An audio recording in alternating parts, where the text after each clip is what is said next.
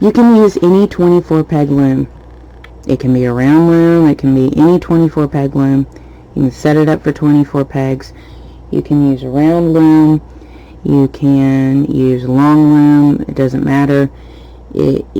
This is what this is written for, just a 24 peg loom. And it doesn't matter your gauge, any gauge will work. Okay, so I always like to start off with the head. Okay, and the head says flat 24 pegs. So you're going to be casting on, you're going to do a drawstring cast on for 24 pegs. And you're going to knit 9 rows. Alright, so let's start off with that. Now, because I'm doing a little different thing here, by doing 4 at once, I want to make sure it's going to be easier for me, so I'm going to be doing this as my first peg. Alright, so it keeps me even. Alright, so what I like to do is stick my finger in front of that first peg. This will be my first peg. Whatever your first peg's going to be, you're going to stick your finger on the working yarn and pull it back. Alright, then you're going to weave. So this is going to be your next peg. And then that's going to be an okay.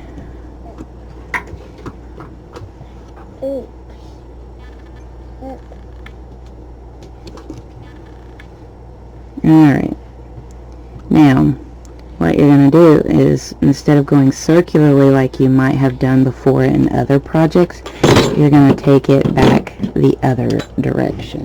Okay, so you're going to slip your way back, try to push down all your loops, okay, and you're just going to toss over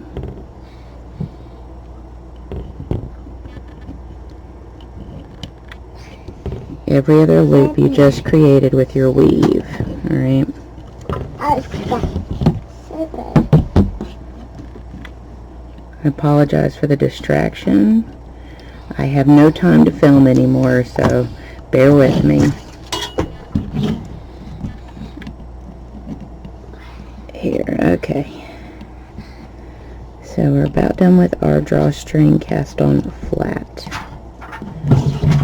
Okay, now when you get around here, if you're working on a flat zone like this, make sure you nail that one, and you want to be able to go in and toss this over like this. Okay, so don't forget those zones. Alright, that's drawstring cast on flat. And you're going to slip your first stitch and knit your last stitch. Now that's not written in, you don't have to, it just makes where you knit your last stitch, slip your first stitch, just makes it easier to see a chain to sew up. Okay, you don't have to, you can just do it straight out. Alright, so I'm going to slip that first stitch and I'm going to knit my way around. Okay,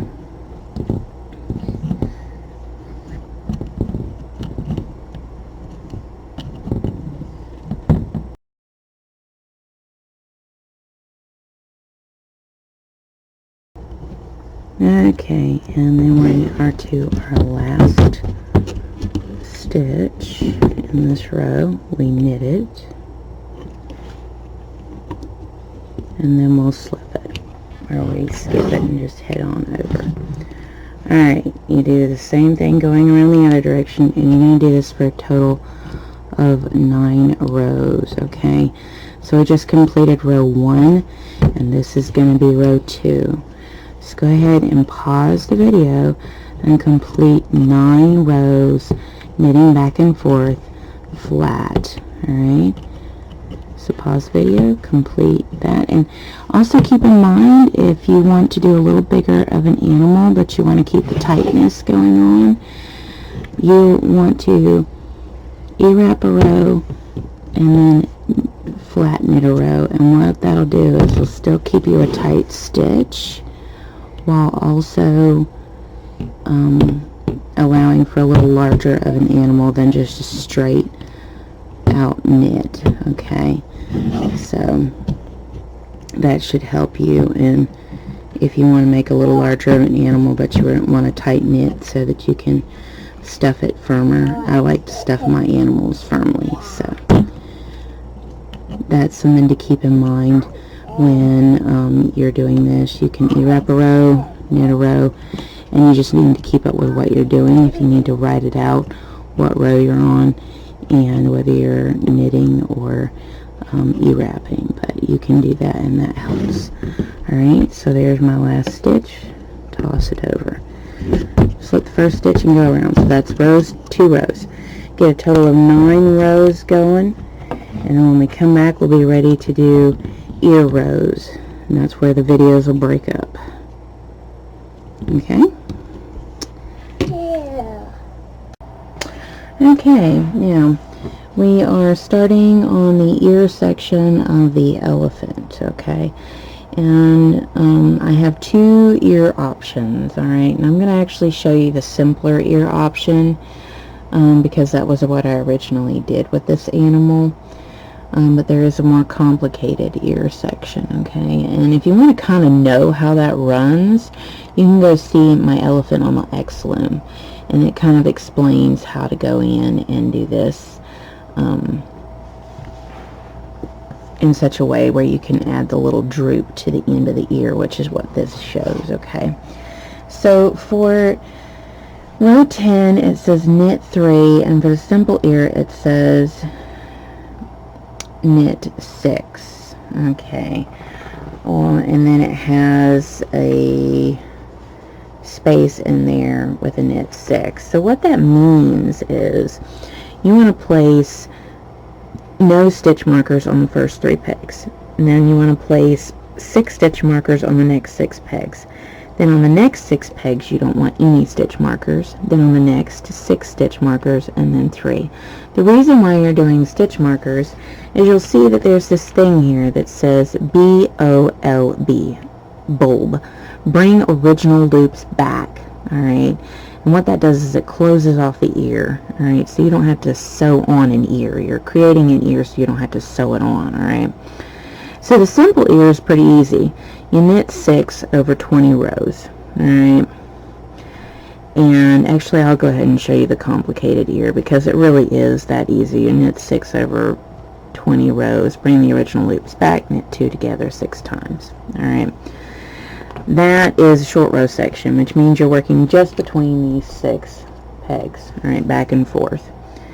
And when I go to show you the complex ear, you'll notice when I'm going knit 6 for 6 rows, you're going back and forth over these 6 for 6 rows, okay? And then I'm going to show you how to do the increase, alright?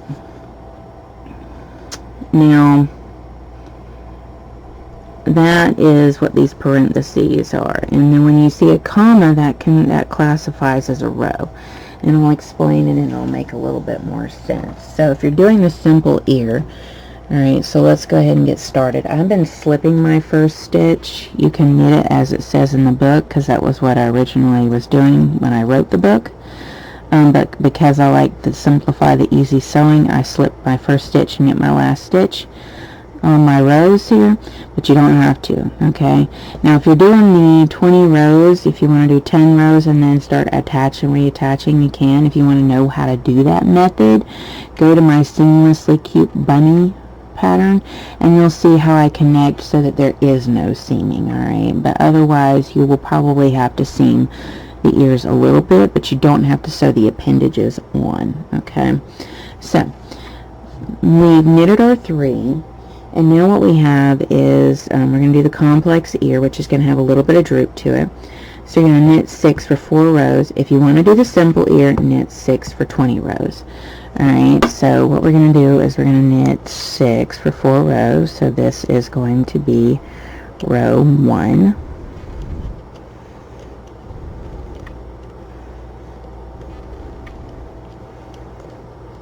Okay. Now, then we're going to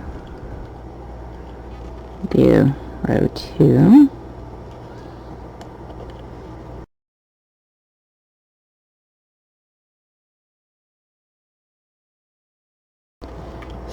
Okay, now, here's what it says. We've done knit 6 for 4 rows.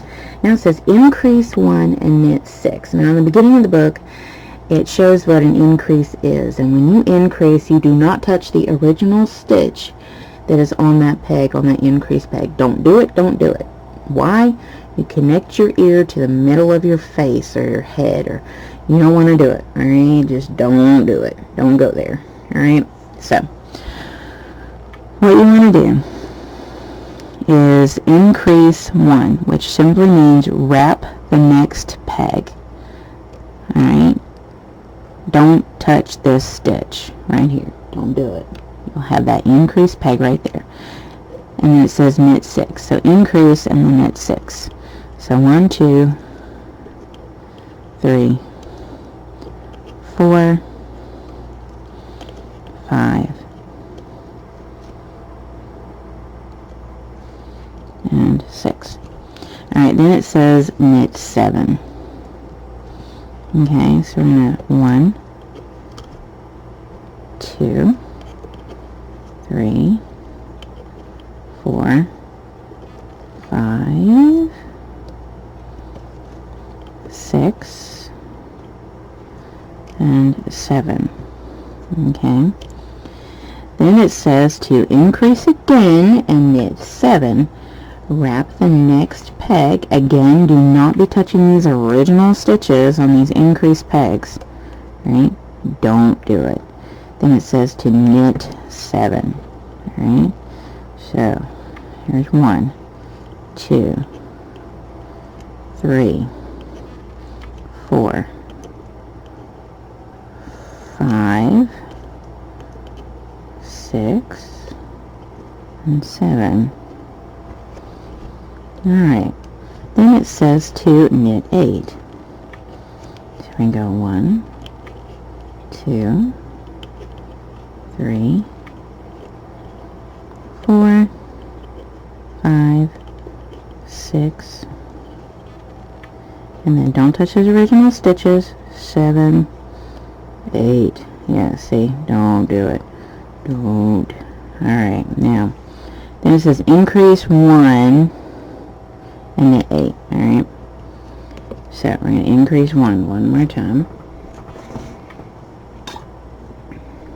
So we're going to go and wrap that next peg, increase 1, and then knit 8. Remember, on those increased pegs, don't touch the original stitches.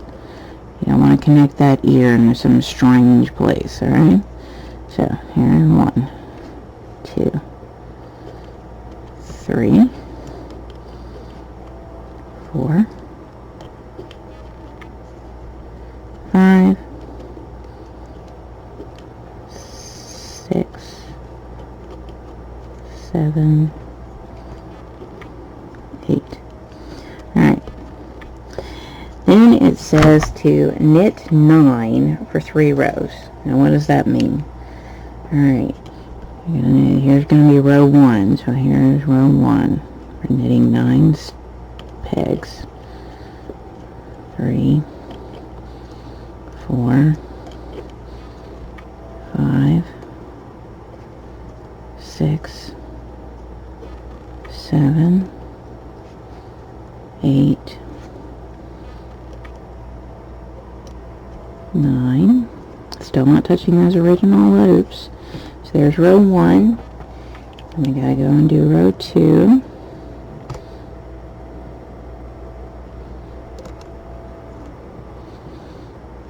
There's 1,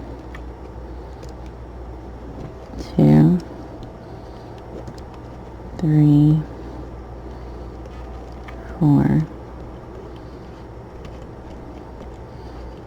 5, 6,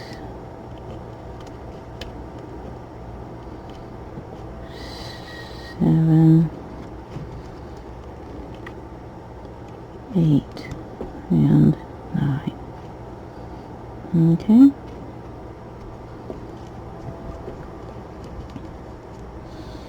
Now, then we have one more row. It says row 9, knit 9 for 3 rows. So this is row 3. Alright. Then we're going to start a decrease. It's all explained. Now when you see how this is written out, it'll make more sense when you go to do the second ear. The second ear will not be done exactly the same, right? But it will be done very similar. Again, do not touch the original stitches on those increased pegs. Okay. Now, the next thing it says is to decrease. So you decrease the direction it says to. So you're going to decrease over to here. And it says over here, it says knit 2 together, then knit 7. Okay? So you're going to take those 2 stitches, and you're going to knit both of them together.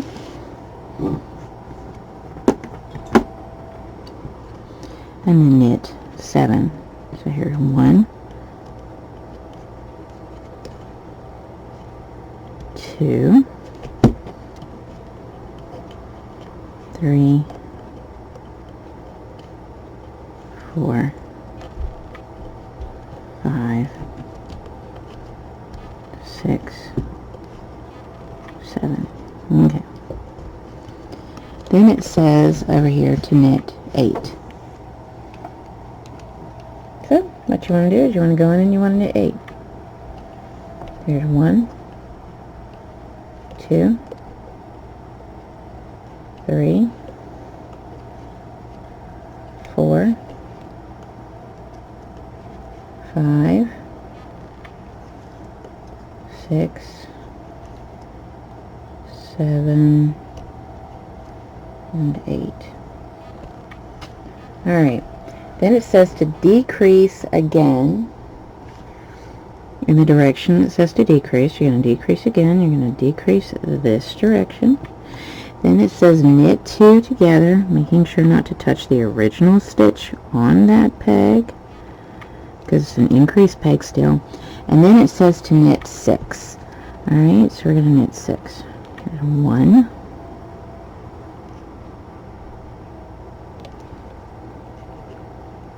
2,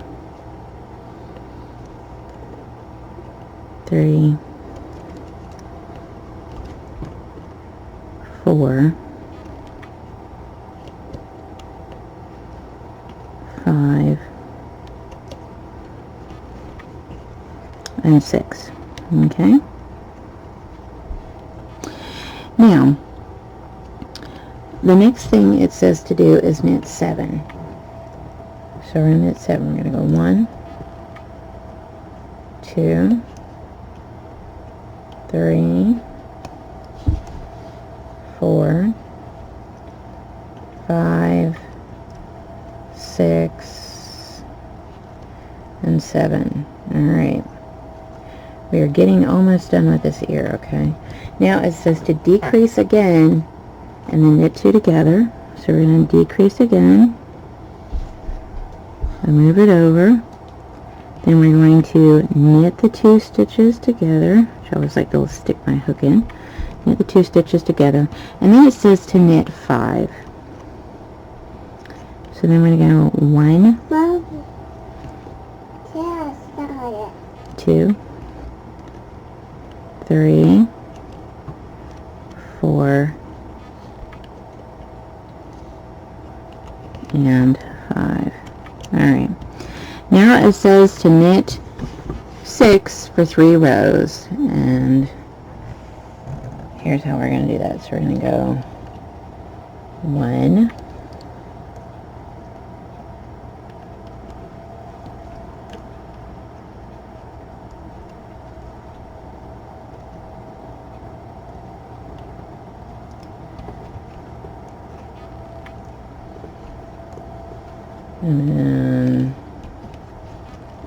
2.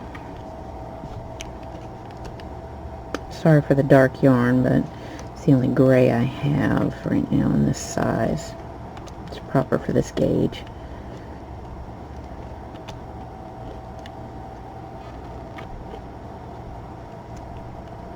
And then we do one more.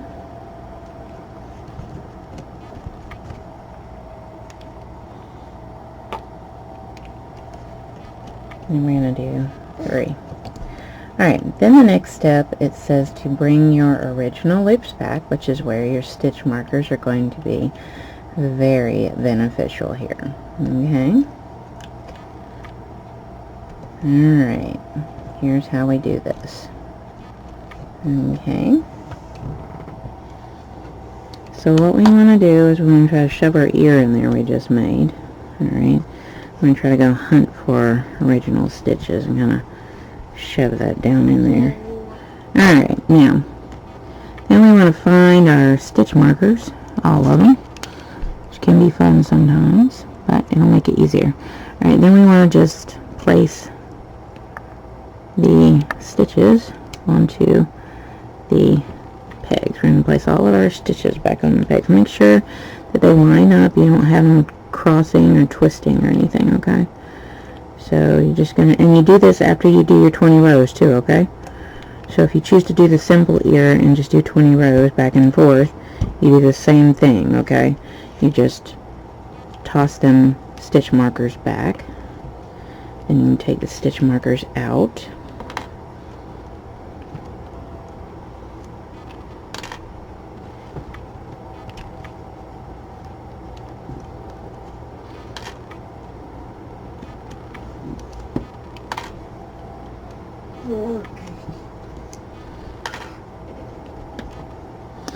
Okay, and then at this point it says after you bring the original loops back, it's going to say knit 2 together 6 times. What that means, you're going to go in and knit those 2 stitches together over the ear pegs, as I call them. 2, 3, 4,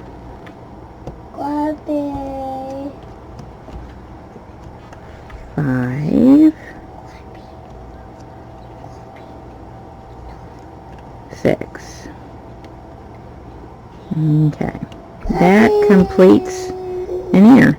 That completes the complex ear. Okay, and if you turn it over, I apologize, my little girl just woke up. Okay, so if you pull on it a little bit, you'll see your little ear there. It has a nice little droop to it. See? Nice cute little droop. There's your ear. Alright, that's the complex ear, and the other ear will look the same. It'll come out the end too, just like that. Alright, so what you'll see over here is you'll see knit 6. Alright, and what that means is you're just going to knit your way over to the next section where you'll do your next ear. And if you're doing the simple ear, you'll just repeat what you just did, okay? And it says that repeat simple ear, which means just go back and look at your ear parenthesis section. Now, because the drooping is not going to be the same on both sides, I'm going to explain this because I'm not going to show it, but I am going to explain this. Okay, so we knitted 6. We're now to our next ear section, okay? Now, in the pattern, I'm going to move this out of the way. In the pattern, it's a simple ear. You just come back over here to your original page and you follow your simple ear. Now, complex ear, you're going to do it a little differently, and you're going to follow it just like I've been explaining them. Okay, it has to change up a little in order for it to work. So you're going to knit 6 for 3 rows, and like over here we did knit 6 for 4 rows, but you're just going to do 3 rows. And what you want to keep in mind is that this is the bottom half of the head, and you want the droop to come down towards it. And so what the idea is when you knit 6, go 1, 2, 3, then it's going to say increase 1, like we've been doing, but you're going to increase towards this direction rather than up. Okay, so you're going to increase 1, knit 6, knit 7, increase 1, knit 7, then knit 8, increase 1, then knit 8, and then knit 9 for 3 rows. So 1, 2, 3, then decrease, knit 2 together. So you can see that it's going to pull this direction, and all you're doing is having a slight adjustment from knit 6 3 rows from the original knit 6 4 rows. Okay, and what that does is it adjusts it. but you're going to follow the same patterning that we did on the first one on the instructions. Remember, when you increase and there's already a stitch on that peg, don't you touch that original stitch, alright? Don't do it or you'll have one heck of a mess, alright? So go ahead and pause the video and complete your other ear and knit 3 at the end, okay? And then you should be in good shape to go from there. Okay, so in the book it has row 12 through 16 to knit, alright? And what that is 5 rows, because between the getting your pegs back to 1 stitch and then knitting for 5 rows is 6 rows, which is typically what happens after you do the ear section on the majority of the animals in this book is 6 rows. If it changes, I usually put it in there. Make sure you notice that and count it out. You know, 12, 13, 14, 15, 16, you'll see that's 5 plus 11 is 6. So typically it's 6 rows after the ear. Alright, and that is what it's going to be after the elephant. So you're going to do 6 rows, okay? But on these, you're going to do 5 rows, okay? So what that means is you're going to go back and forth for 5 rows. So this is going to be row 1. And if you're not having to get all your pegs back to 1 stitch, then you're going to do a total of 6 rows, okay?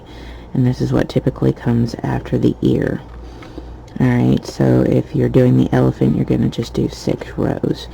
And with the dog, rabbit, and cat, you're going to do a total of 5 rows because you had to work all your pegs back down to 1 stitch, okay?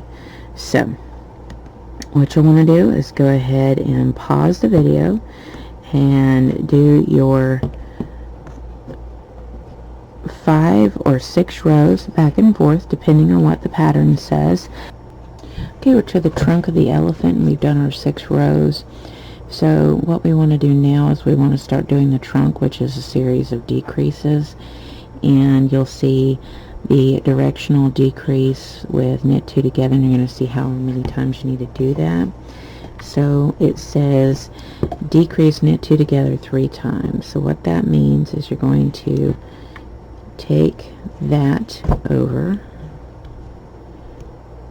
and toss those 2 loops over, move the next one over, knit those 2 over, move the next one over, which is a total of 3 times, and then knit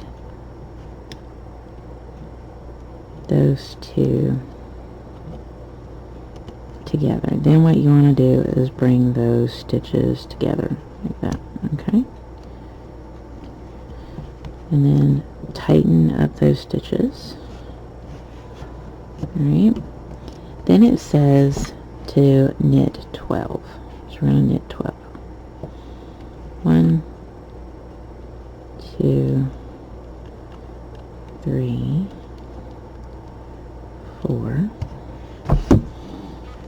5, 6, 7, 8,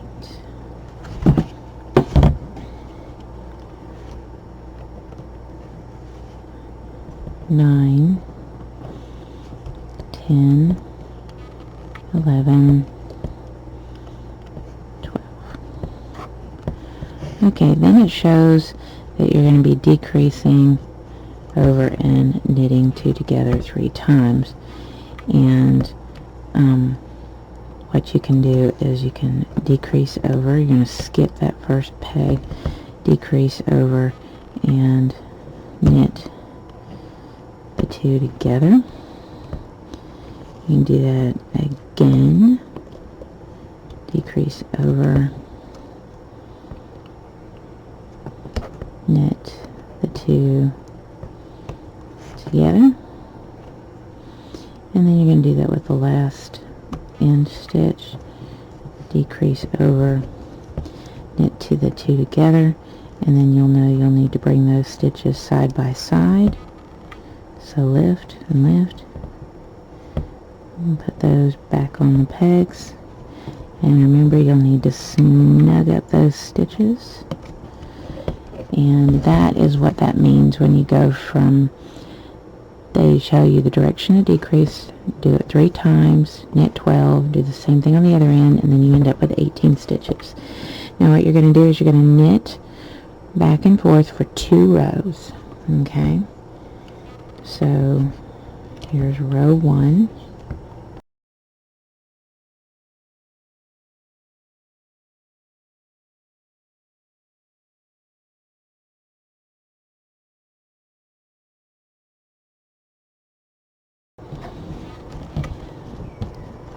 Alright, then what it says to do is to decrease in this direction, knit 2 together 2 times.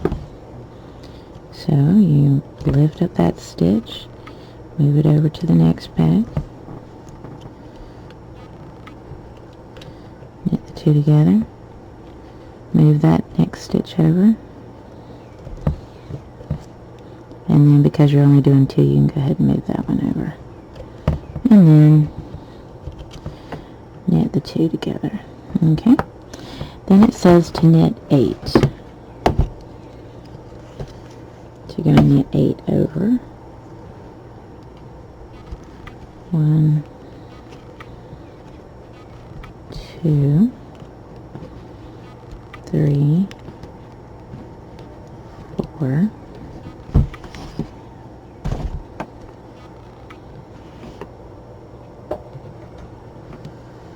5,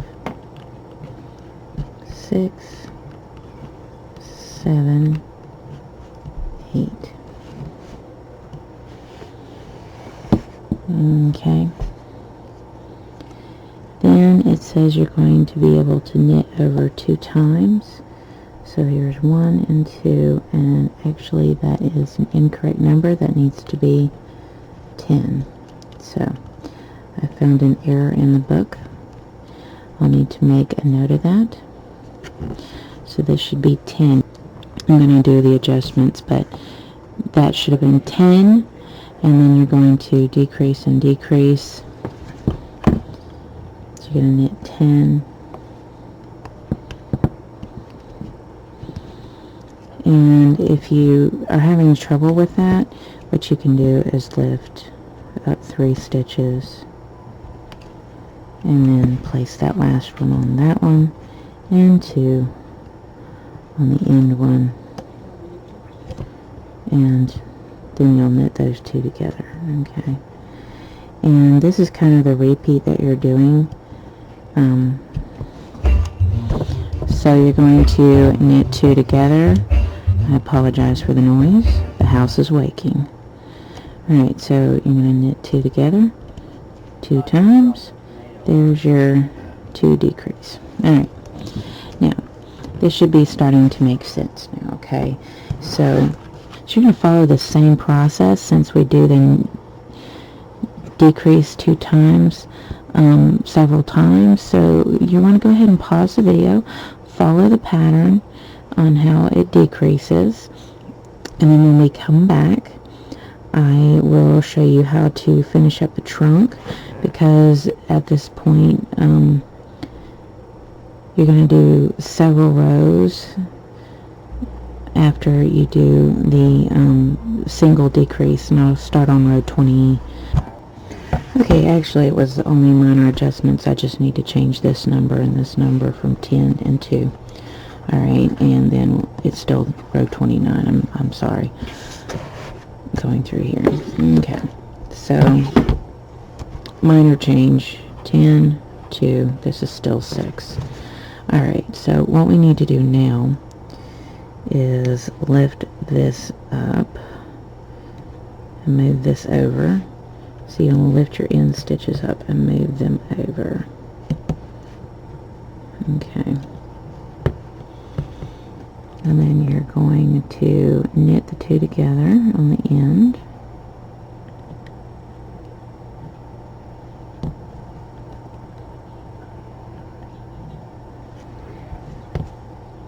Then knit 2. Then knit 2 together. and you should have 4 stitches left. Okay, at this point you want to knit for looks like 6 rows. You want to knit 4, however many rows is written, and then what you're going to do is you're going to draw a string bind off, and that will complete your trunk. Okay, so go ahead and do the rows 30 through 35, and then draw a string bind off, and we'll be ready to assemble the head. Alright, so pause the video, get that much done. Okay, I'm going to show you how to start working on the body in general for some of my animals, like the cat and the dog and the rabbit, that kind of thing. But generally all my bodies start off with a drawstring cast on. Okay, so I'm just gonna do a half knot to take that down there. Okay, so again, when I'm doing the bodies in general, I like to start on the wedge pegs. And the reason being is a lot of times I don't end up using those pegs even with all the animals I do. And that's what you want to consider if you're doing something like this on the X-Lam, where you're wanting to do multiple ones at a time.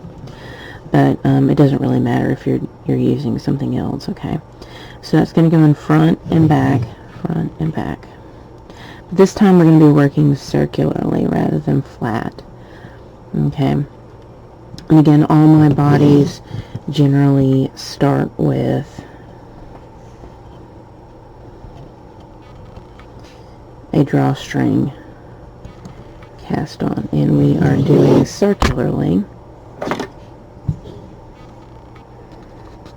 Okay, so you want to go in and you want to toss that over, and you want to go around this peg and toss that over,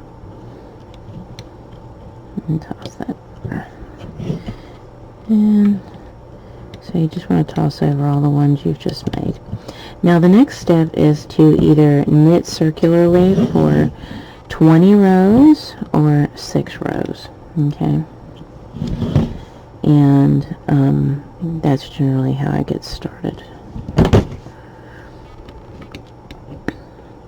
And so what I'm going to do is I'll show you this video, and then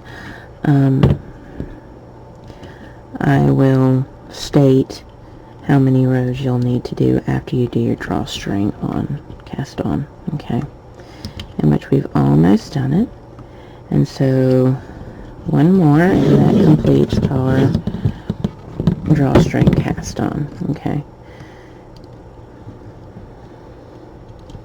alright, now at this point you want to do normal rows of knit, just nothing special, just go around and knit.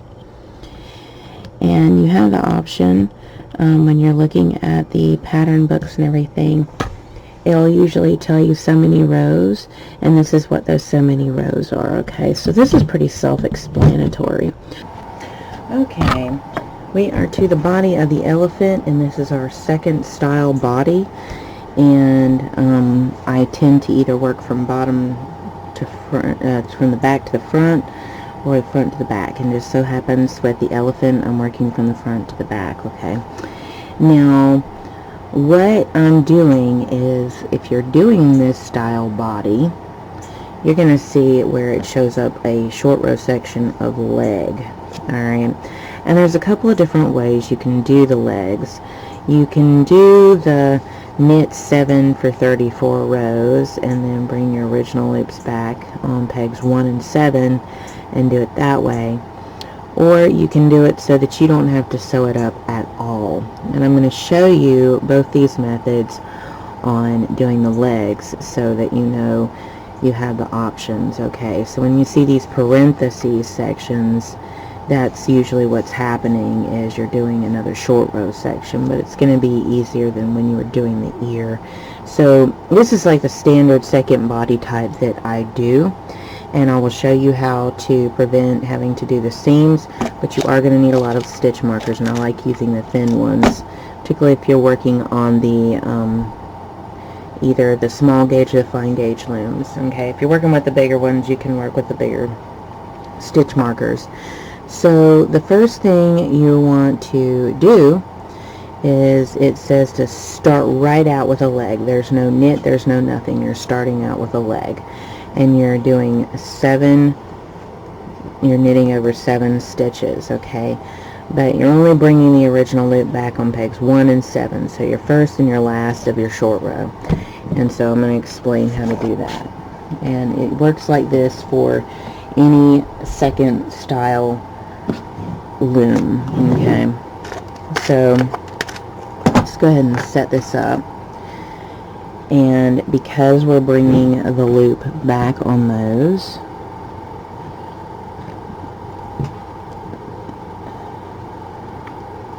you're going to stick that through, because that's going to help you bring the original loop back when you're ready. Okay, so there's your first peg, and count that peg 1, 2, 3, 4, 5, 6, 7. So you're going to place a stitch marker on this peg. Okay, because you're going to be bringing those original loops back. Alright, and what this does is it prevents holes from happening when you do this method. Okay, now what you're going to do is you're going to be working back and forth between this for a total of 35 rows. Now if you're going to do it where you're adding back, you'll need to divide those 35 rows in half. Might be easier to just go ahead and do 34 rows for making it easier. And when you divide that in half, you should get 17. Let's see, 17. I believe that's right. Yeah. Alright, you want to do 17 rows. And then what you'll do is you'll start adding the stitch marker rows back to complete the second half. And I didn't work this like this when I originally did the book, so it makes it easier. So if you have so many rows, you want to go in and you want to divide that in half. So for this example, you have 34 rows here. Excuse me, I thought it was 35. Okay, you have 34 rows here, and if you divide that in half, it's 17. So you do 17 rows, and then you can start adding the stitch marker pegs back on your slip pegs. Okay, so I'm going to show you how that's done. Now you can do it as followed. You can do 34 rows. I will show you how to do that, and then just bring the original loop back on pegs 1 and 7. Okay, and go from there. Okay, I'll show you how to do that as well, but that way you'll know what we're up to here. So I'll show you both options. The first option is to just slip and just knit back and forth for 34 rows, which is really self-explanatory there. Okay, so you can take and start off by just knitting. Get that full stitch over. Okay, so 1, 2, 3, 4, 5, 6, 7. Okay, alright, so my suggestion would be is when you slip a stitch, you take your stitch marker and you place it on that end stitch, because you're going to slip it the first time. Now this is the where you can keep from having to do a seam. Okay, so I'm going to put a stitch marker on that peg. Alright, then I'm going to knit my way back over, and this is going to be row 2. Okay,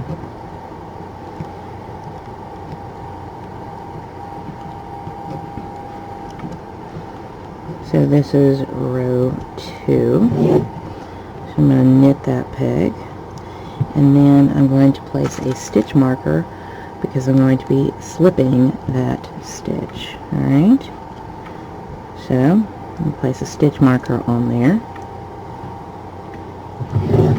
and then I'm going to knit my way over, and this is going to be row 3. You're going to do this process for a total of 17 rows. So this is row 3. Alright, knit your way over, and you take and toss that over, and because you're going to slip that stitch, add a stitch marker to it. Alright,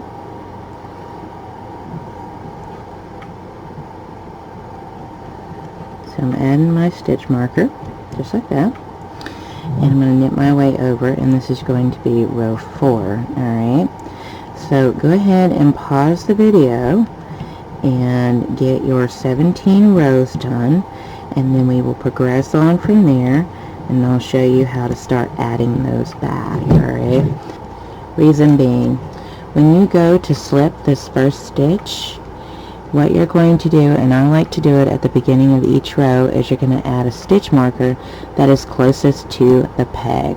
Alright, all the way down. Whatever's closest to the peg, you're going to add next. Okay, so I'm adding my first one back. Alright, I'm going to take that off.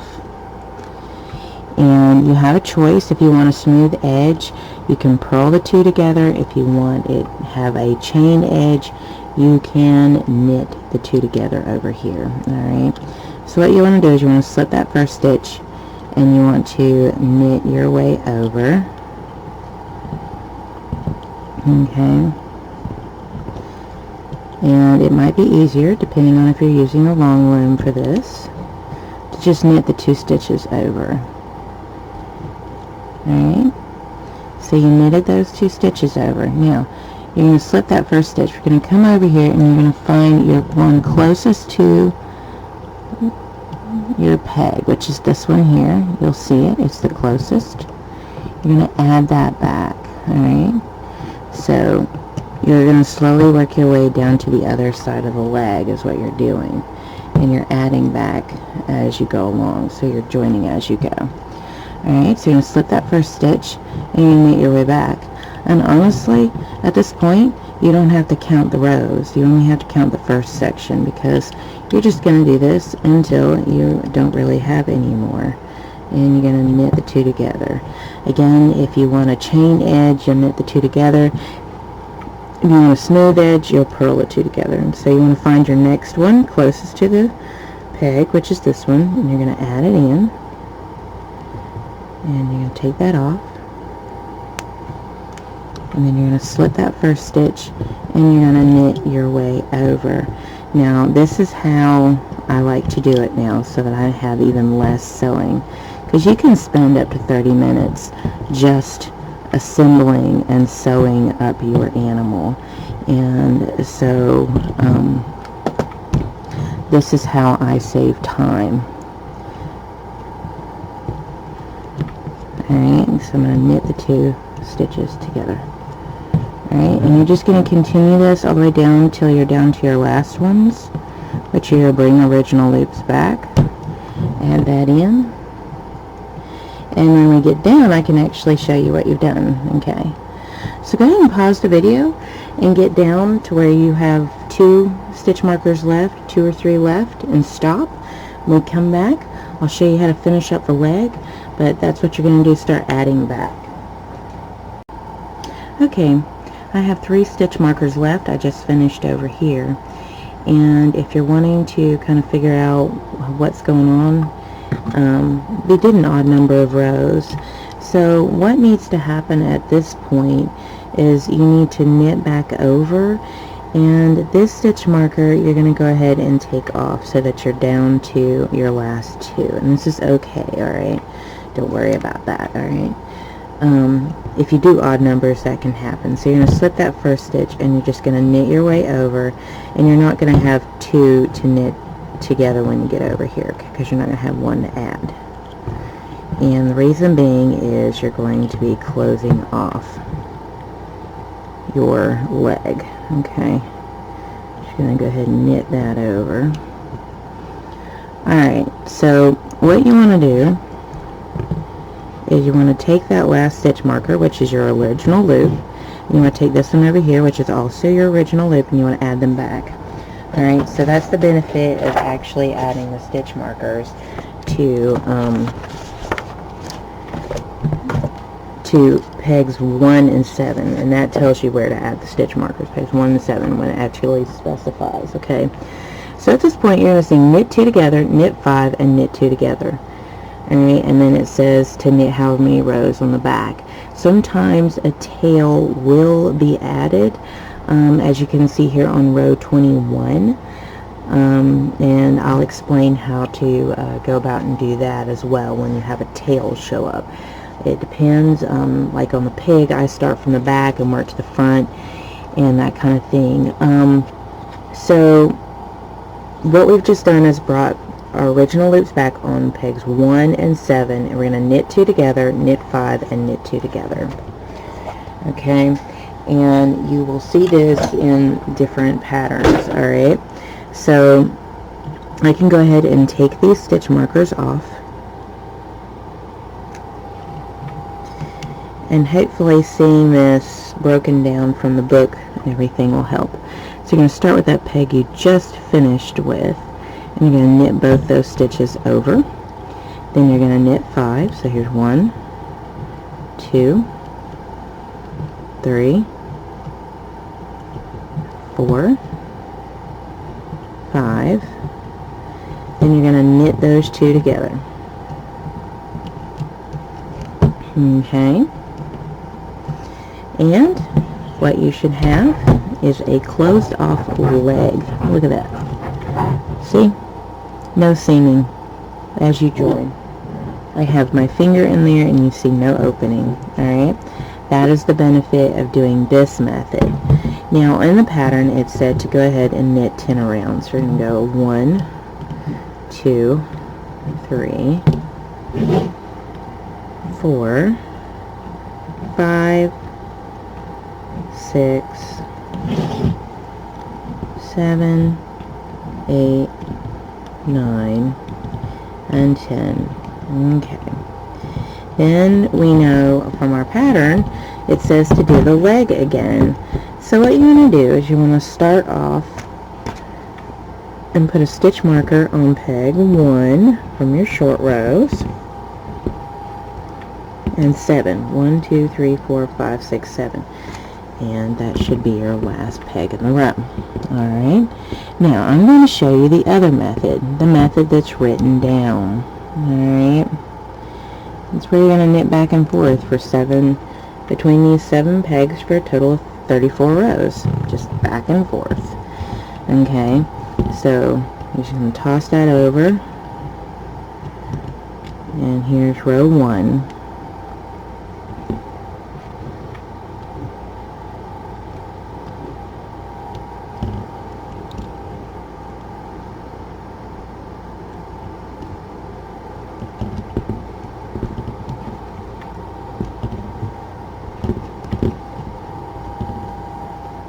And here's row 2.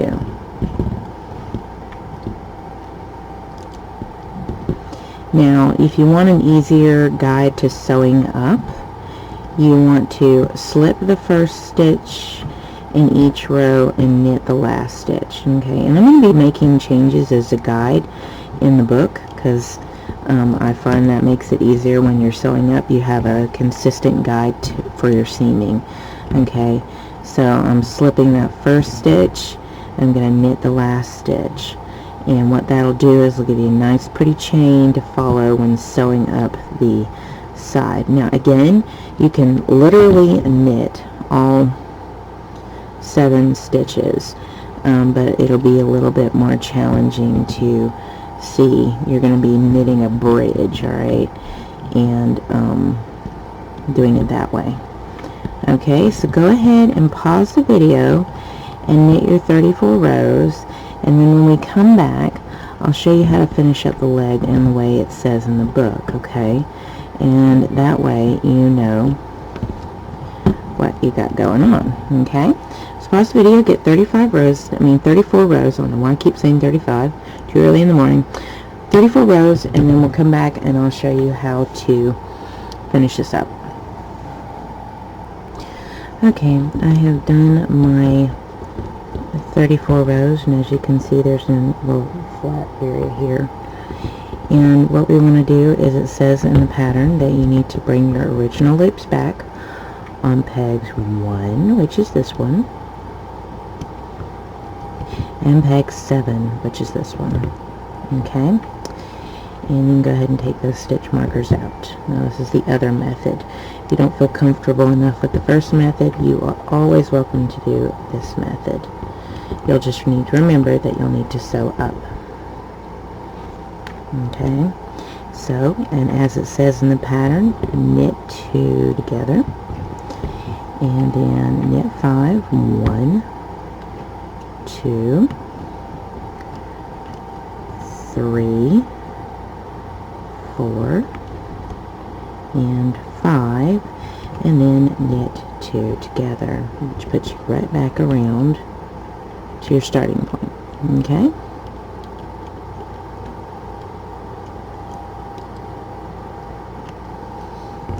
Alright, now you just completed your second leg, but unlike the first leg, you have a complete hole layer on both sides that you'll need to sew up later. So as you can see, it's a little different than the other side, which you don't have to sew up at all. Alright, but I'll show you how to sew that up. Okay, so when following the body type 2, at this point, then you'll have a certain number of rows in between your leg areas, and you'll follow however many rows that is. It will be effective depending on the animal, if the animal tends to have a longer or shorter body. Okay, so that's what is going to happen there, is that after you do your leg, then you're just going to go and knit in the round for however many rows it says. Okay, so rows 6 through 20, and that's probably about 15 rows actually, so around 15, 16 rows, that kind of thing, of a knit. And then you'll do the leg, the back side. So what we've just done is we finished up in here on the body, and we're going to be doing 15 rows, 15, 16 rows through here. Then we'll be ready to do the back side, and the only difference is, instead of knitting 10 around, we're going to do a tail. Okay, and I'm going to show you how to do that, and that is going to show up a lot in the different type 2 patterns for the body, and I'll show you how to go about and do tails and stuff like that, because usually they'll have increases and all kinds of fancy stuff. Okay, so go ahead and pause the video and get the bulk of your body done, and then go ahead and get your first leg done as it says here, and then be ready to start trying to do your tail when we come back. So I'm going to have my first leg done. I'm going to do the bulk of my body. I'm going to have the first leg done, and then I'm going to start here where I knit 3, and then I start my tail. Okay, let's go ahead and pause the video and get that much done, and then when I come back, I'll show you how to do the tail of the elephant. Okay, and again, this section of this video can be used on other sections because it's very similar. I'll just explain where the differences are. Okay. Okay, we're at the back legs and the tail row here, and because I've basically shown you how to do the front legs, you can do the back. You can start doing the one leg, knit the 2 together, knit 5, knit the 2 together, and then you'll knit 3, and you'll need to start your tail. And as you'll see, it starts off with knit 4, so you want to put a stitch marker over 4 of the stitches after you knit 3. Okay, so here's our one leg that I just finished. So I'm going to knit 3 like it says in the pattern. 1, 2, 3. And then I'm going to put a stitch marker on all 4 of those. Okay, and those will be your bring original loops back, like we've been doing. Okay, so that's no different. Okay, and then we're going to follow the instructions. Now, the tail can be kind of open. You can do the same method like that we did on the legs, and connecting back as you go if you don't want to sew up the tail. Alright, or you can do it just like it is and then sew up the tail later. Okay, I'm going to show you how to do it so that you don't have to sew up the tail. I don't like sewing if it ain't necessary, if I can get away with it. So, okay, so you put your stitch markers on there, like that. And then it says to knit 4 for 10 rows, okay? So, when you toss your stitch markers over, that's row 1.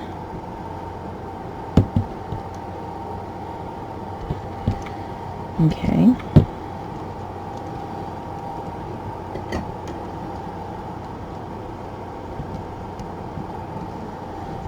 Alright, that's row 1.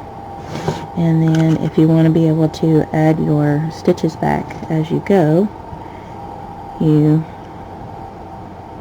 are going to put a stitch marker on there on your end stitch. So when you go to knit it over, this is row 2, you knit that over.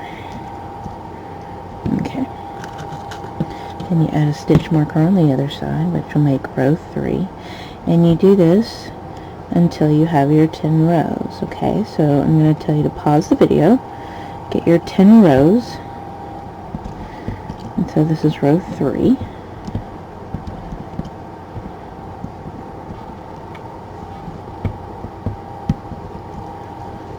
Okay. So go ahead and pause the video and get your 10 rows, and when we come back we'll move to the next section. We'll have an increase section here, okay? So get that done, and then I'll show you what the next section of the tail is, okay? Okay, we have our 10 rows knit, and I should have stopped over here rather than over here. Alright, now what it says in the pattern, it says increase 1 and then knit 4. So what that increase means is you're going to take and wrap it on the next peg, which is over here, and then you're going to knit 4. Now when you do an increase like this, you need to make sure that you do not touch the original stitch on the increased peg. Important. Alright, now then it says increase 1, knit 5. So we're going to increase 1. We're going to knit 5. Okay, and this is where we're on the increased peg, and I am not touching that original stitch on the peg. Alright, now then it says knit 6 for 6 rows. Okay, so that's where you want to start with the peg you finished with. And there's 1, 2, 3, 4, 5, and 6. And you don't have to do the stitch markers with this. Okay, so then you're gonna toss that over and make sure you don't touch the original stitch on there. Okay, so at this point go ahead and pause the video and get your 6 rows done, making sure not to touch the original stitch on those increased pegs.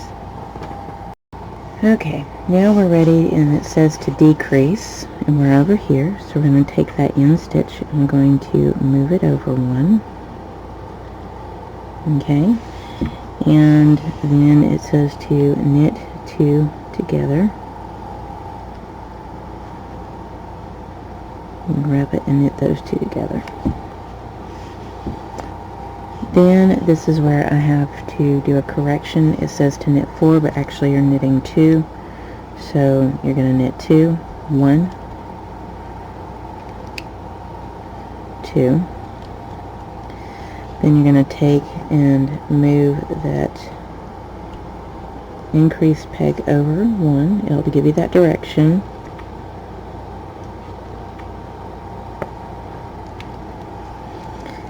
And then you're going to knit 2 together. Okay.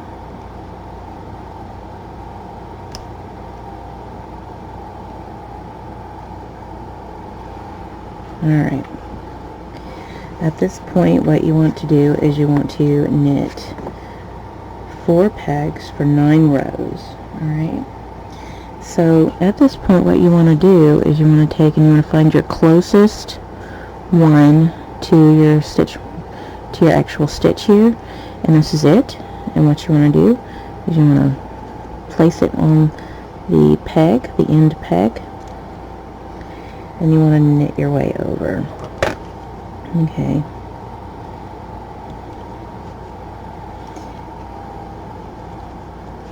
The reason why we didn't close off that end bit of the tail is it'll make it nice and puffy looking. Okay. And then what you want to do is you want to come over here and you want to find your closest stitch, which is here. For some reason that got connected. Alright, so what you want to do is you want to find your closest stitch, which is here, and put it onto the peg. Okay, then you're going to knit your way over,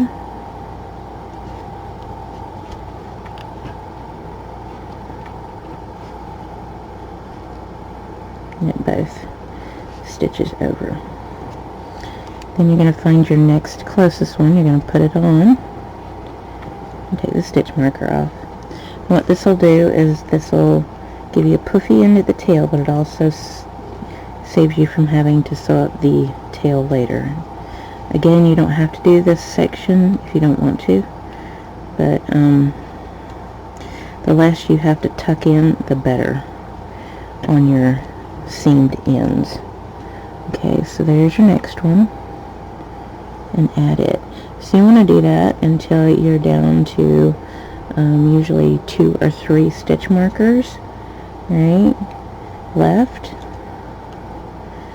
Okay, so pause the video and get the 9 rows done.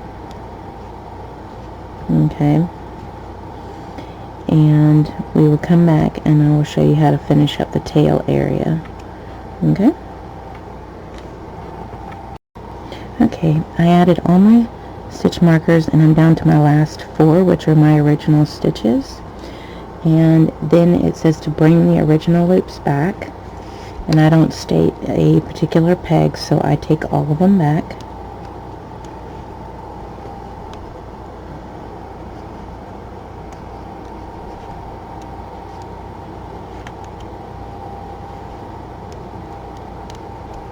There. Okay.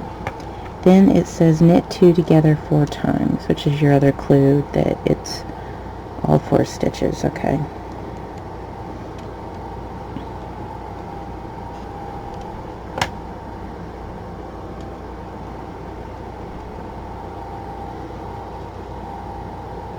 It's usually all of them unless otherwise stated, like it is on the leg. Okay. Okay. Then at this point it says bring the original loops back, and then it says knit 2 together 4 times. Oops.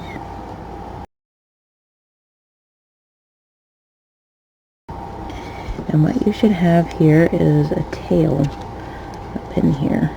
Let's see, there's a little tail.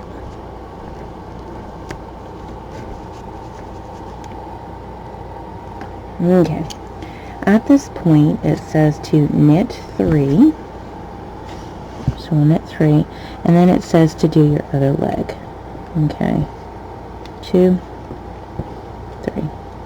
Then it says to do your other leg, which you know how to do. And at this point, once that's finished, then it says to go in and knit rows 22 through 26, and then do your drawstring bind off, like I showed you here. Okay, and then you're done with the body of your elephant. Again, just follow just like you've been doing on your front legs, which you can see here. Here is the one that we used the adding back on. Okay, and here's the one we didn't, so you know you're going to have to sew it up, but you have a nice clean chain on the side that you can follow to sew up so that you have a nice even seam. Okay, and so while you see what it looks like with added back. It's fairly smooth. The one I did for the actual book, I sewed up the side. As you can see here, that side is actually sewn up. So you will see the seam more if you choose to sew up, but it's not a big deal. You can do that. Basically, once you've done the drawstring bind off, then you'll want to go in and close off the bottom and stuff it. Okay, and keep in mind this starting point was your head area where your head's going to be sewn on, and the drawstring is only to point where you can sew on the bottom of the head easily enough. Okay, so go ahead and pause the video and finish up your body, and then we'll be ready to finish up the elephant itself. And as you'll notice, that's pretty fast when you work in the legs and all the appendages as well. So basically you're almost done with the elephant. Okay, I'm going to show you how to finish the drawstring off so that it's nice and smooth like this. You can do a standard drawstring, but you'd probably have to do the star close like we did for the head. And so I'm going to kind of show you how to do this. You go ahead and cut you a nice long tail. And what I like to do is skip my first peg, toss the bottom loop over, and then pull the tail through. And I take off every other stitch. Alright. So what you want to do is you want to take off every other stitch first. Alright, then you'll skip when you get your way around to the other side. Okay.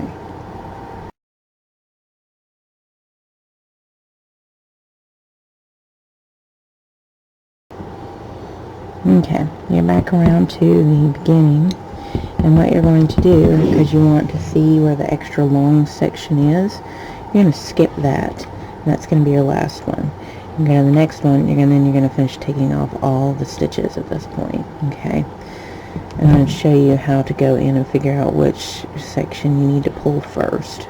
Okay, let's go ahead and finish taking off all the rest.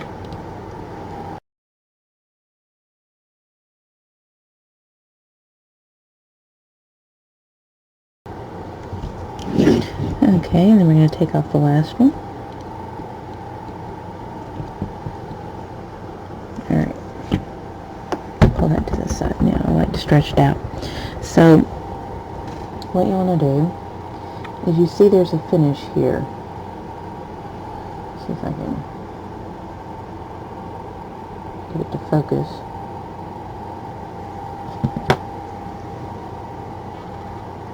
Okay, you'll see there's the finish here, and then you want to go to this strand here on top.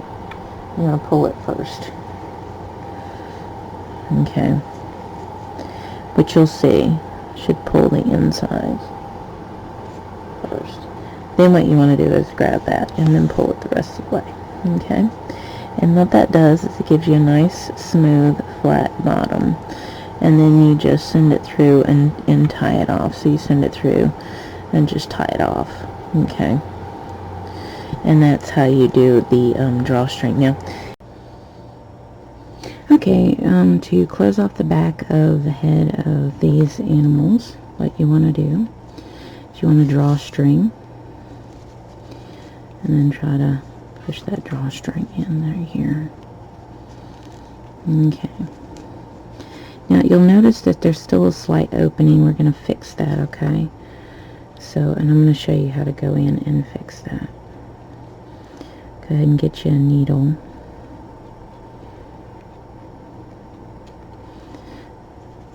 Alright, now there's a star method that I like to use to truly close off the back of the head.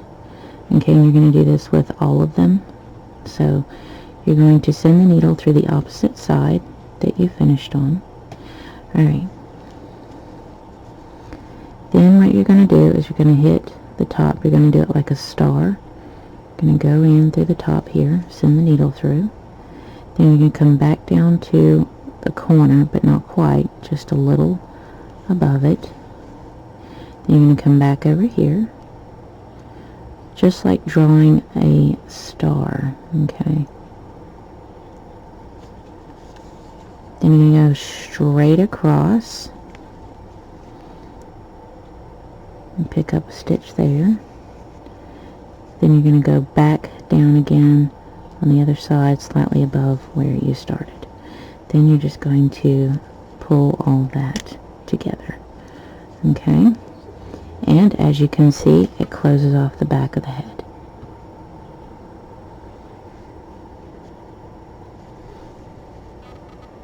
There.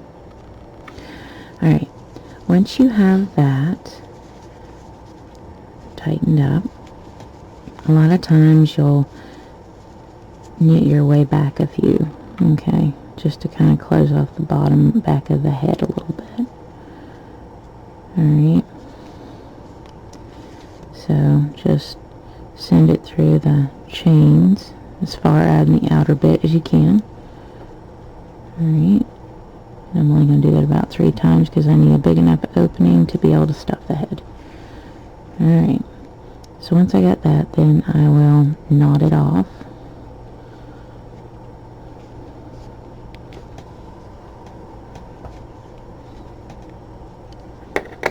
And I usually don't cut it because I usually just stuff it in to the head. Alright, just add stuffing. Alright, so that is how you go and do the star pattern to close off the back of the head. Okay, now all of them eventually you'll need to sew up a snout or a trunk. You take the drawstring, and usually I leave a lot extra to be able to do other things with, because I usually cinch the eye area or use it to sew up the ears, that kind of thing. Sometimes ears don't need to be sewn up. Okay, so you drawstring it together as tight as possible. Then you want to sew up the snout. And if you slipped and knitted the end stitches, you should have a chain, but you want to try to get as close to the edge as possible when sewing up your snout area, and that includes it on any of these animals in this book. Okay, you want to do that with. Alright, and then when you get over to your decrease, you're going to go 1 past the decrease, and that sews up your snout. Okay, so that closes up your snout. Now you're going to knot that off.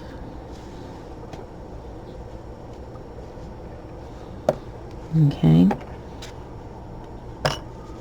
and then certain ones you don't have to sew up the ears. As you can see, you don't have to sew up the ears for the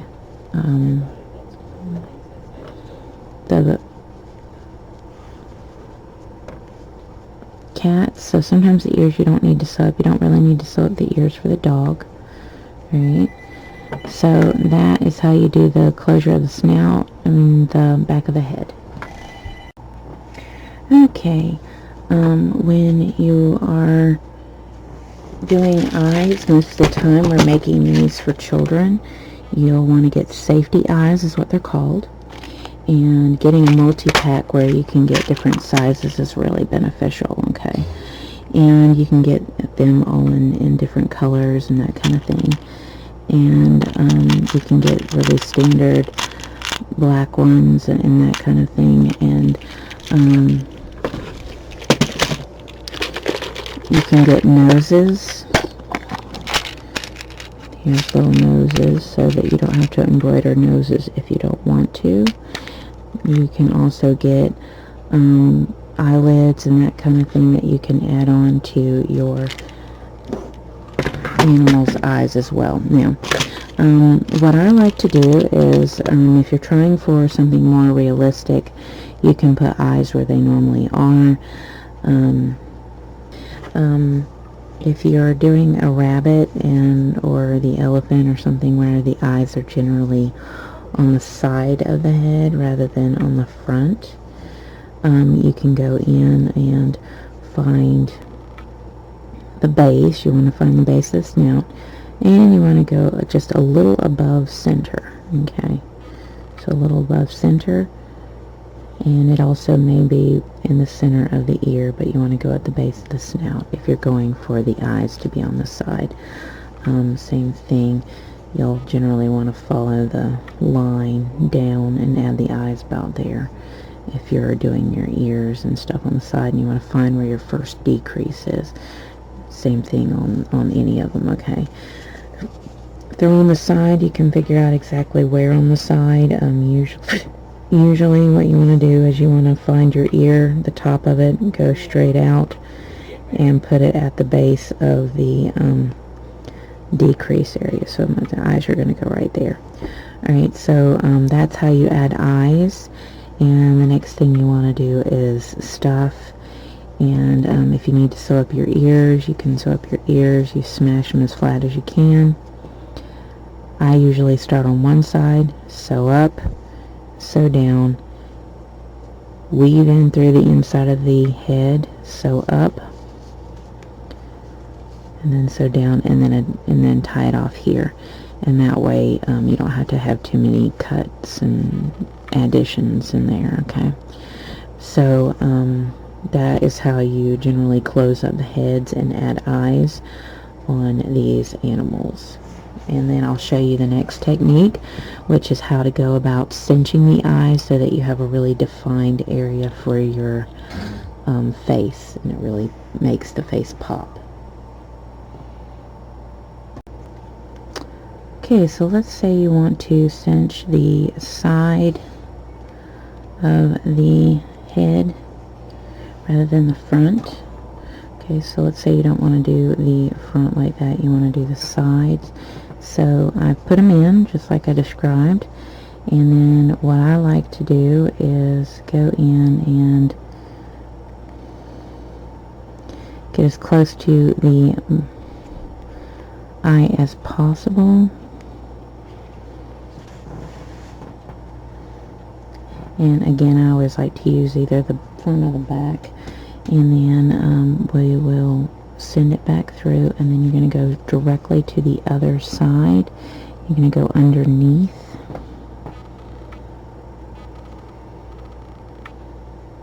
the eye. Okay, and pull that in, and then go right back underneath, and then you want to go above the eye. This is a little bit more to do the side, but you want to make sure that it looks good. So you kind of pull that together. Then you're going to go back in again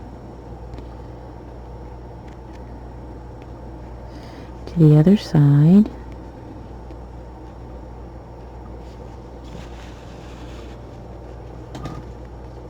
And you can see where that eye indentation is. Okay, and there. Okay, and you see where your eye indentation is. And then you're going to send it back through again, but this time you can take it through to the bottom of the head. Okay, to finish it. And then there you go.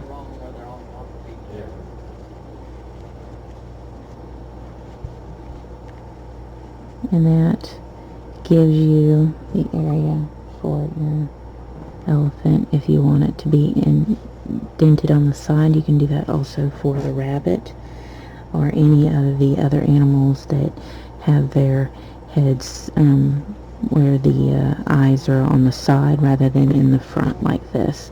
You can do them in the front if you so choose. It's fine. If you don't, that's fine as well. Okay, let's say you want to sew up the ear. I usually just lightly go through and just lightly sew up the ear. Now, if you've made, say, the elephant or something, you prefer an upwards trunk, you can. You just simply sew up the whole bottom of the head and flip it upside down. Okay. There. See, and that cleans that up. And then all I do is send it up through the top there, and then I work it back down. Okay.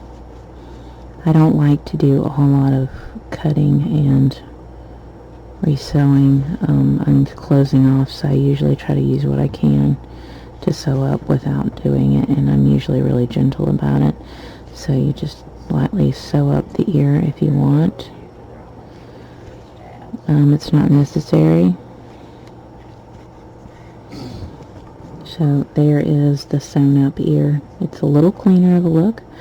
And then you just go through to the other side. Send the needle through the other side.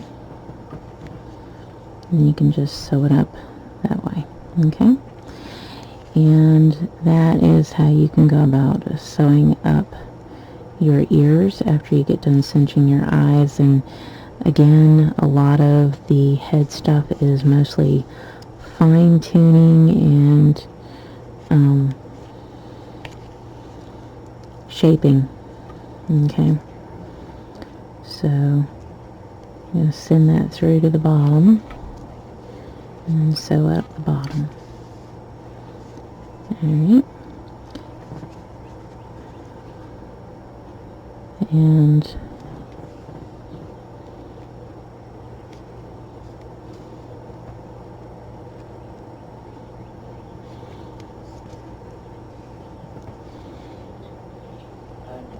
almost done.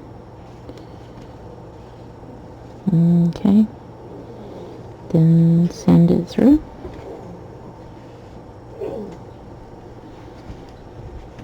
And then if you don't have a whole lot, you can just go in and hold on.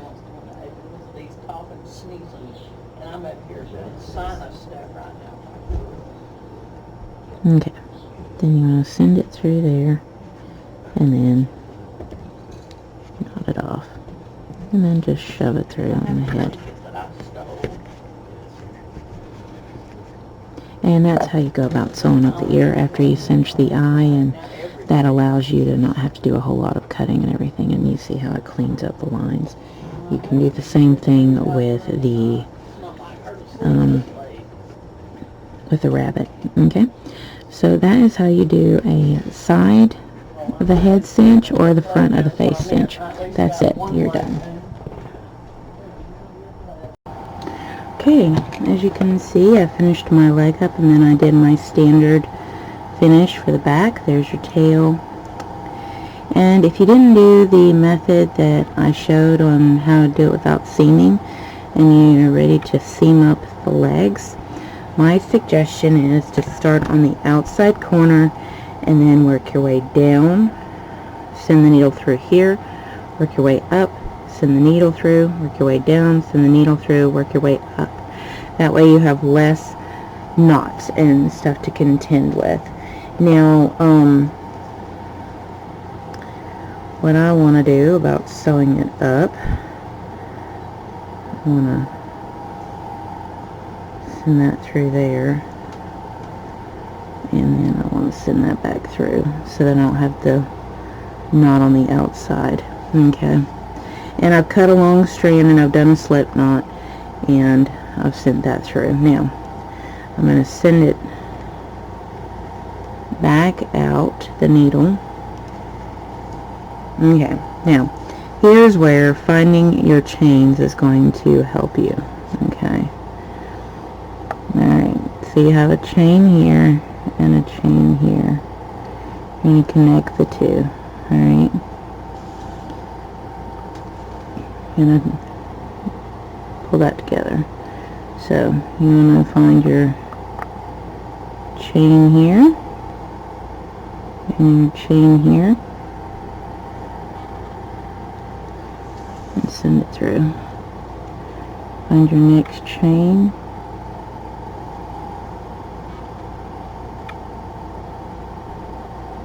and try to find the very outer chain as much as possible and send it through.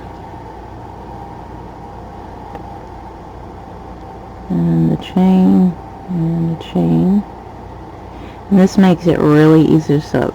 So that's why doing the slit the first stitch, knit the last stitch works so nicely. So when you pull it tight, make sure you go in and pull it lengthwise so that you know you're not getting too tight of a seam to where you're going to have a weird section. I always like to pull it tight, then pull it lengthwise to make sure that it's going to line up with my fabric. Okay.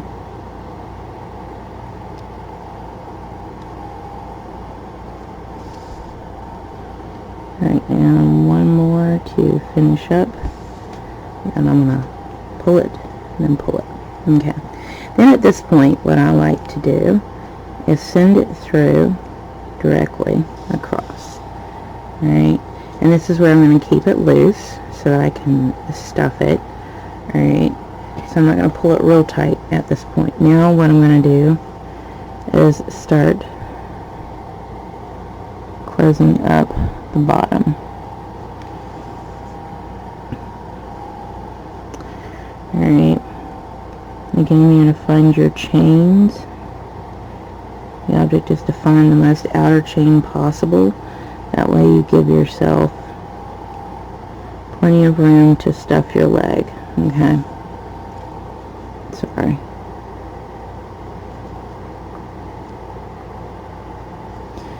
So, again, you start over here, work your way down, sew your way up, and that's how you close off your legs. Okay, if you want to do it the other way where you're just doing however many rows and then close them up. Okay, so as you can see, it's not difficult, but if you don't mind sewing, you may want to do this method. If you hate sewing, you might want to do the other method. Okay. Alright.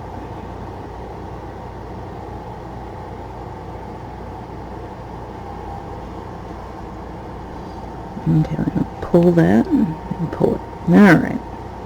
And as you can see, you've sewn up your leg. Okay? And that's generally what it looks like.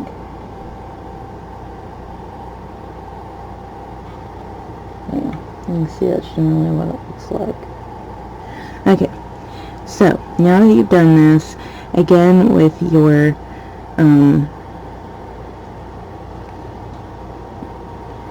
I want to go in and tie this off. Okay.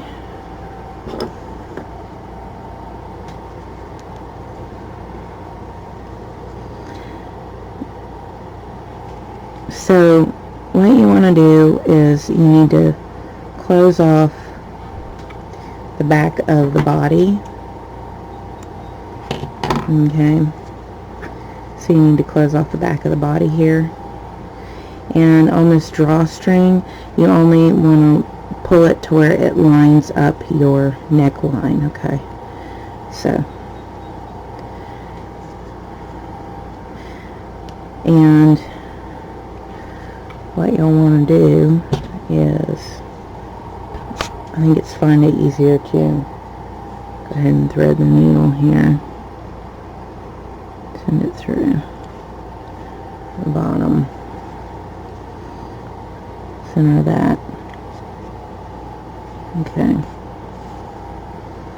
Then if you can, which I find it's sometimes difficult because I've left very little space. Okay. Then you just want to go in and tie it off. 1, 2, 3. And remember, I never tend to cut these strands. I use them just as part of stuffing. Okay, so that's how you tend to close off your bottom. So you'll either do the star method or you'll do this method, which is really easy, as you can see, nice and smooth. Okay, so that's how you sew up your legs. That's how you close off your bottom here. And then you want to go in and stuff. Start from the back, work the limbs, forward, work the legs. Alright, so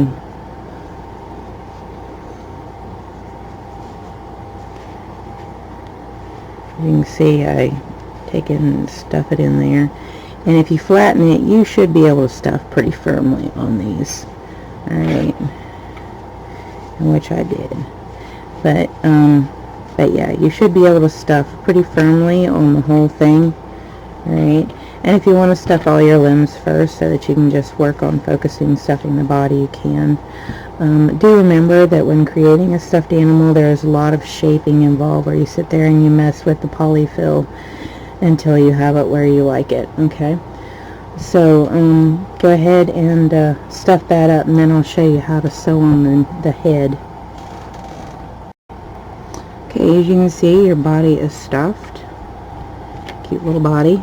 There's your back. Consider that if you're doing this type 2 body, you could do this body, just do the tail section like it's written. You can do this for the dog. You can make the dog out of this, but I'll show you one that has a neckline that goes up. This one doesn't have much of a neck at all.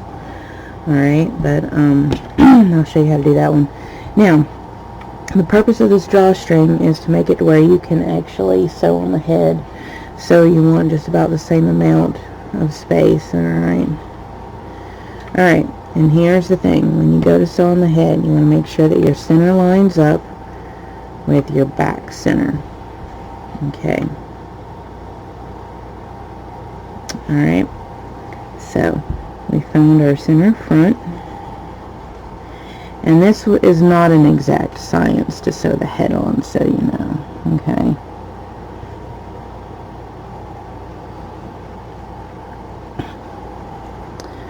But I'm one who tends to like to do the weaving method and try to get the very edges of the head in there. Okay. And again, there's no exact science with this, so you're just trying to sew on your head. Alright.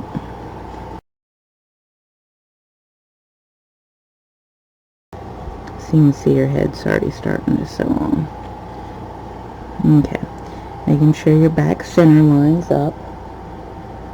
Okay. Sorry, sewing is difficult when you get to the end here. Particularly if you're working with a larger stuffed animal. Continue trying to find the very end of the edging of your fabric for the head.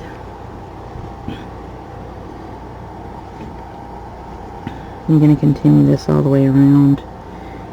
And generally this is how you sew on the head on any of them. How you attach the head.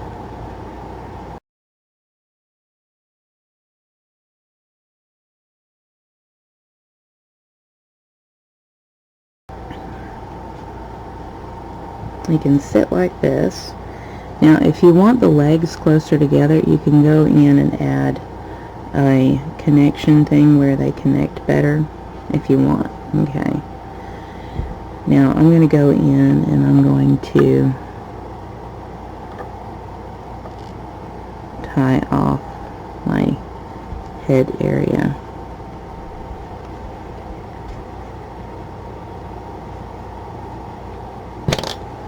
Okay.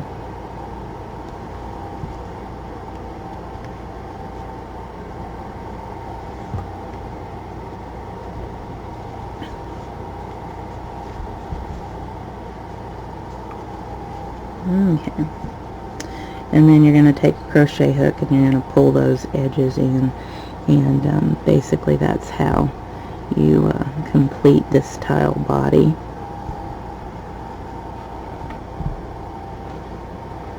Now it can be like this, or you can have it sit like that. Okay, so that's how you complete the second style body and attach the head. And you can use this style body to for like the cat You can make the legs longer or thinner. It's up to you. It's really not difficult to just go ahead and do this style body. You can do this style body with the bear head as well. So again, look at these patterns as a guideline and different options of creating different animals and that kind of thing. Okay, so that is done.